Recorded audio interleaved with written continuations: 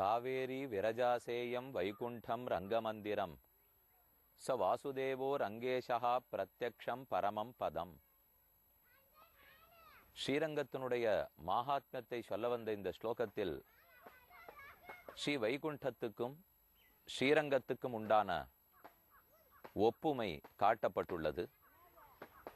காவேரியதான் விரஜா நதி, வைகுண்டமேதான் இங்கிருக்கும் திருவரங்கம்.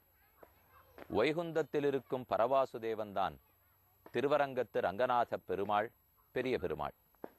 வைகுந்தத்திலே புகுவதற்கு முன்பாக விரஜா என்னும் நதி ஓடுகிறது. ரஜஸ் அற்றது, ரஜோகுண தமோகுணங்கள் கழிக்க பெற்றது, மிக உயர்ந்த நதி. ஐரம்மதம் என்னும் ஒரு புஷ்கரணியும் உள்ளதாம். அந்த நதியிலே நீராடி விட்டுத்தான் இந்த ஜீவாத்மா அக்கறைக்கு செல்ல வேண்டும்.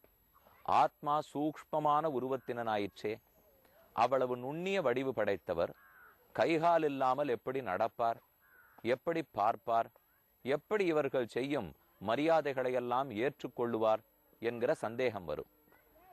தினப்படி பெண்கள் வீட்டில் அரிசி களைவதை பார்த்திருக்கிறோம்.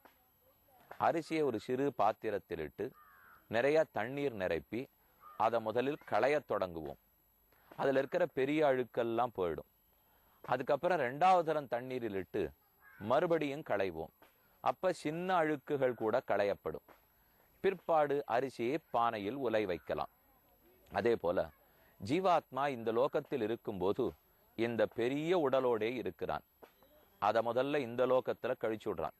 அரிசியை முதல் தரம் களையும் போது பெரிய அழுக்குகள் களைந்தா போலே இந்த சரீரத்தை விட்டு விடுகிறான். இதை விட்டு ஆத்மா வெளியில புறப்படுறார். அதனாலதான் இறந்த சரீரத்துக்கு குளிப்பாட்டுகிறார்கள். இங்கேயே ஒரு தரம் குளிப்பாட்டுதல் நடந்துடுறதோ இல்லையோ, அதை அரிசியை தண்ணீரில் போட்டு முதல் தரம் களைந்தாற் போலே. அடுத்து இந்த ஆத்மாவுக்கு ஒரு சூக்ஷ்ம ரூபம் கொடுக்கப்படுகிறது. அதாவது ஒரு நுண்ணிய உடலை எடுத்து கொள்ளுகிறார். அது இருந்தால்தான் அவ்வளவு தூரம் பிரயாணப்படுவதற்கு சுகமாக இருக்கும். அந்த உடலோட மேற்கொண்டு பிரயாணப்படுறார். அந்த உடலோட தான் எல்லார் செலுத்தும் மரியாதைகளையும் ஏற்றுக்கொள்ளுகிறார். இப்ப எல்லா இடத்தையும் தாண்டி விரஜையில வந்து நீராடுகிறார். அப்ப அந்த சூக்ஷ்ம உடலும் கழிக்கப்பட்டு விடும். இது 2வது தடவை தண்ணீரிலே அரிசியை களைந்தா போலே நுண்ணிய அழுக்குகள் களையப்படும். அதே போல நுண்ணியதான இந்த உடலும் களையப்படும். அதுக்கப்புறம் இந்த ஜீவாத்மா மேலே எழுகிறார். எழும்போதே அவரிடத்தில் சில நிகழ்வுகள் ஏற்படுகின்றன. என்னவெனில், ஒரு மாணிக்கம் சேற்றில் விழுந்து விடுகிறது. அந்த சேற்றை களைந்து விட்டால் அதன் ஒளி தன்னடையே வெளியே புறப்படும். ஒரு இடத்தில் தண்ணீரை தேக்கி வைத்திருக்கிறோம். அந்த கேட்டை எடுத்துட்டோம்னா தண்ணீர் தானே ஓடி வரும். அதே போல ஆத்மா இந்த உடலுக்குள் அகப்பட்டு சேற்றில் அகப்பட்ட மாணிக்கத்தை போலே ஒளி வெளியே வராமல் இருக்கிறார். ஆத்மாவனுடைய ஞானம் மங்கி கிடந்திருக்கிறது. இதுவோ இருள் தருமா ஞானம். ஆக ஆத்மாவின் ஞானம் மங்கி இருக்கும். இப்ப போய் விரஜையில நீராடுகிறார். அனைத்து அழுக்குகளும் களையப்பட்டு விட்டன. பிரகிருதி சம்பந்தமே நீங்கி போயிற்று. அதாவது விரஜைக்கு இப்பால் இருக்கிற அனைத்து லோகங்களையும் பிரகிருதி மண்டலம்னு சொல்லுவோம். மூல பிரகிருதியிலிருந்து உருவானவை அல்லவா. அதனால இவை அத்தனையும் பிராகிருதங்கள்.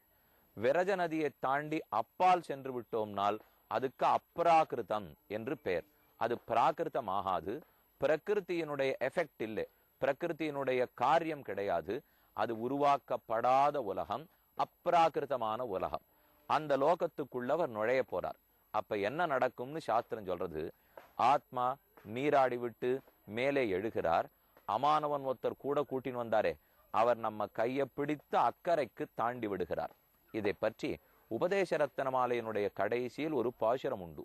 மண்ணுயிர்காள் இங்கே மணவாள மாமுனிவன் பொன்னடியாம் செங்கமலை போதுகளை உன்னிச் சிரத்தாலே தீண்டில் அமானவனும் நம்மை கரத்தாலே தீண்டல் கடன்.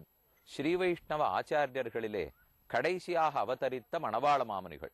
அவருடைய திருவடித்தாமர்களை தலையாலே எவன் தீண்டுகிறானோ அவன் கண்டிப்பாக அமானவனாலே அனுகிரகிக்கப்பட்டு நிச்சயம் இக்கரையிலிருந்து அக்கறைக்கு தாண்டி விடுகிறான் என்ன இந்த பாசுரத்தின் கருத்து. ஆக இந்த உடல் விட்டு இரவி மண்டலத்தூடேகி இவ்வண்டம் கழிந்து அங்கு அமானவனால் ஒளிக்கொண்ட சோதியும் பெற்று அமானவன் கைப்பிடிச்சு தூக்கி விடுறார் இல்லையோ. அப்போது 2 நிகழ்வுகள் உற்று நோக்கத்தக்கவை. ஒன்று, நமக்கு வேறொரு உடல் கிட்டும்.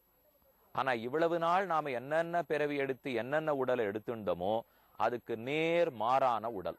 அது அப்ராகிருத்தமான உடல். அது பஞ்சபூதங்களாலே ஆக்கப்பட்டதல்ல. அப்ராகிருத்தமாய் சுத்த சத்துவமயமான உடல். அதுல சத்துவம், ரஜசு, தமசு முக்குணங்கள் இருக்காது. சத்துவகுணம் மட்டுமே இருக்கும். அந்த அப்ராகிருத்தமான ஒளி படைத்ததான உடல் நமக்கு கிட்டும். இது ஒரு நிகழ்வு. இரண்டாவது நிகழ்வு, நம்முடைய ஞானம் மறைந்திருந்ததல்லவா இவ்வளவு காலம், அந்த ஞானம் விகாசத்தை அடைந்துவிடும். இனி மறைவேதும் இருக்காமல் இயற்கையான தன்மையோட ஞானம் மலர்ந்துவிடும். அதைத்தான் உபனிஷத்து சொல்றது, பரஞ்சோதி உபசம்பத்ய ஸ்வேன ரூபேண அபினிஷ்பத்யதே. பரஞ்சோதியான பகவானை அடைகிறான். ஸ்வேன ரூபேண தன் இயற்கை தன்மையாகிற ஞானம் முழுவதும் மலர்ந்திருக்கும் தன்மையை அடைந்து விடுகிறான்.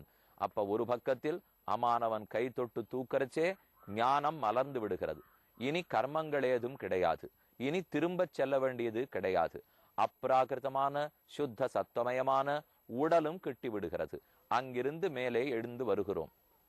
வரும்போது 500 அப்சர ஸ்திரீகள் வருவார்கள். பெண்கள் வந்து நமக்கு நல்ல அலங்காரம் செய்வார்களாம். பிரம்மாலங்காரேன அலங்குர்வந்தி.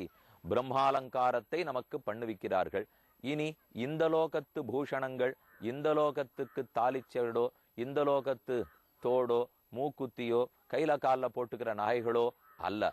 அதத்தனையும் அப்ராகிருதமான ஆபரணங்கள். சதம் மாலாஹஸ்தாக. 100 பேர் பூக்களை கொண்டு அலங்காரம் செய்வார்கள். 100 பேர் நல்ல வேட்டி புடவை முதலானவற்றை உடுத்தி விடுவார்கள். அஞ்சனஹஸ்தாக. 100 பேர் மை தீட்டி விடுவார்கள். இப்படி 100 பேராக நமக்கு நன்கு அலங்கரிப்பார்கள்.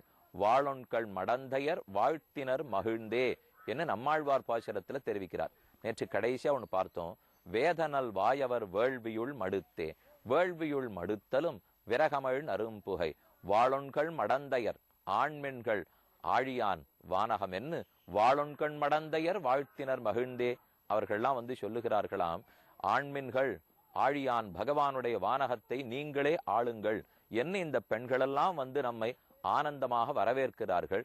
அவர்கள் வரவேற்றலை ஏற்றுக்கொண்டு உள்ளே புகப் போகிறோம். ஆக விரஜா நதி பார்த்தோம். விரஜையில எதற்காக குளிக்கிறோம், எப்படி அழுக்கு களையப்படுகிறதுன்னு பார்த்தோம். இக்கரையிலேருந்து விரஜையை அக்கறைக்கு ஆர் தாண்டி விடுகிறார்கள்னு பார்க்கும்.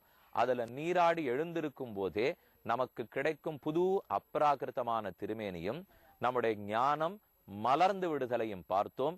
இது இத்தனை விரஜையில் நடக்கிற செயல்கள். இதை தாண்டி இனி உள்ளே போக வேண்டும். அதை கோயிலுக்குள் சென்ற பிற்பாடு வைகுந்த வாசல் எப்படி இருக்கும், ஆயிரக்கால் மண்டபம் எப்படி இருக்கும், திருமாமணி மண்டபம் எப்படி இருக்கும்ங்கிறதை மேலே பார்ப்போம். ஆக இதுவரை அர்ச்சிராதி மார்க்கத்தையும் அதை தாண்டி நாம் நீராட வேண்டிய விரஜா நதியையும் பார்த்துள்ளோம். அதோட கூட இப்போது நாம் கீதை 18வது அத்தியாயம் 46வது ஸ்லோகத்தின் பொருள் பார்க்கலாம். தன்னுடைய தர்மத்தை யார் அனுஷ்டித்து கொண்டு வருகிறானோ அர்ஜுனா, அவன் சம்சித்தி அடைகிறான், வைகுண்ட பிராப்தி ஏற்படுறதுன்னு கண்ணன் சொல்லிவிட்டார். அது எப்படி என்கிற கேள்வி எழுந்தால், என்னை அர்ச்சிப்பதன் மூலம், என்னை பூசிப்பதன் மூலம், எனக்கே ஆராதனம் செய்வதன் மூலம் என்று பதில் சொல்ல போகிறார்.